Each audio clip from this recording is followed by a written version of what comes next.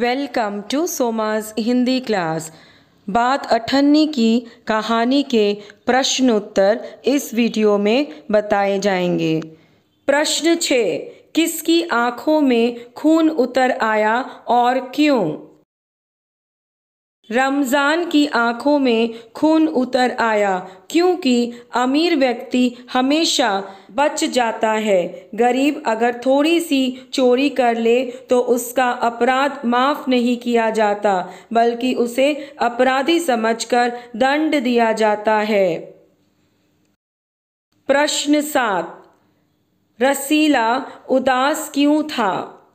रसीले के घर से पत्र आया था जिससे उसे पता चला कि उसके बच्चे बीमार हैं और उनके इलाज के लिए पैसे नहीं हैं। इंजीनियर बाबू ने भी सहायता करने से मना कर दिया था, इसलिए रसीला उदास था।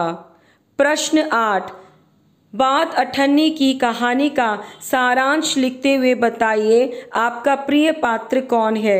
यह भी बताइए आपको वह क्यों पसंद है। इस कहानी में लेखक ने समाज में व्याप्त रिश्वतखोरी एवं भ्रष्टाचार जैसी बुराइयों को प्रकट करने का प्रयास किया है। समाज के उच्च तथा प्रतिष्ठित पदों पर आसीन लोग रिश्वत लेकर भी सम्मानित जीवन व्यतीत करते हैं, जबकि एक निर्धन व्यक्ति केवल अठन्नी की हेराफेरी करने के जुर्म में 6 महीने का कारावास भोगने पर मजबूर होता है। आपका प्रिय पात्र कौन सा है? इस प्रश्न का उत्तर आपको स्वयं लिखना है। इस कहानी का जो पात्र आपको पसंद है उसके बारे में लिखना है। उदाहरण के लिए मुझे मुख्य पात्र रसीला से ज़्यादा रमज़ान का चरित्र पसंद है, क्योंकि वह ईमानदार, दूसरों के दुख दर्द समझने वाला तथा उदार हृदय का व्यक्ति है। वह अत्यंत संवेदनशील है। वह सच्चा मित्र है जो हर परिस्थिति में अपने दोस्त की मदद के लिए सदैव तत्पर रहता है। प्रश्न 9, रसीले ने कितने रुपए की मिठाई खरीदी? बाबू जगत सिंह ने रसीला को 5 रुपये मिठाई खरीदने के लिए दिया था। रसीले ने 4.5 रुपये की मिठाई खरीदी और अठन्नी रमज़ान को लौटाकर कर्ज उतार दिया। प्रश्न 10, रसीले के परिवार में कौन कौन था? रसीला का परिवार गांव में रहता था। गांव में उसके बूढ़े पिता, पत्नी, एक लड़की और 2 लड़के थे। इन सब का भार उसी के कंधों पर था। प्रश्न 11, अगर तुम्हें कोई ज़्यादा दे तो अवश्य चले जाओ, मैं तनख्वाह नहीं बढ़ाऊंगा। वक्ता कौन है? उसका परिचय दीजिए।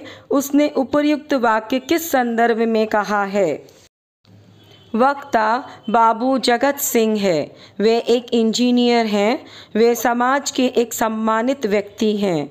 जब उनके नौकर रसीला ने उनसे वेतन बढ़ाने की प्रार्थना की तब उन्होंने उपर्युक्त वाक्य कहा। प्रश्न 12, श्रोता कौन है? उसने तनख्वाह बढ़ाने की प्रार्थना क्यों की? श्रोता रसीला है। उसने तनख्वाह बढ़ाने की प्रार्थना इसलिए की क्योंकि 10 रुपये वेतन से वह अपने और अपने परिवार का गुजारा नहीं कर पा रहा था। उसका परिवार बड़ा था। बूढ़े पिता, पत्नी, 3 बच्चों का भार उसके कंधों पर था। प्रश्न 13, वेतन ना बढ़ाने पर भी रसीला बाबू जगत सिंह की नौकरी क्यों नहीं छोड़ना चाहता था?